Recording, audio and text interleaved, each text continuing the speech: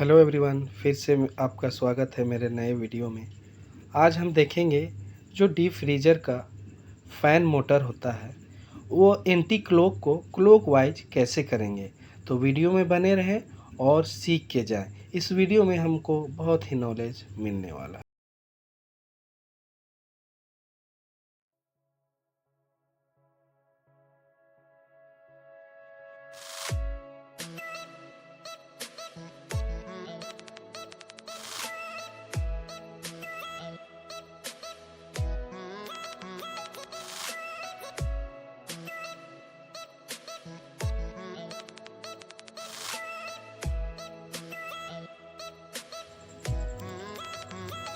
तो दोस्तों, मोटर खोल लेने के बाद जो हमारा फ्रंट का हिस्सा, जो आगे का हिस्सा रहता है, उसे पीछे कर देना है और पीछे का जो हिस्सा रहता है उसे आगे कर देना है। जैसे हम लोग डबल डोर का फ्रिज को एंटी क्लॉक और क्लॉक चलाने के लिए जिस तरह से पलटते हैं, उसी तरह इस मोटर में भी पलट देना है। तो आप वीडियो में बने रहें और देखते हुए जाएं।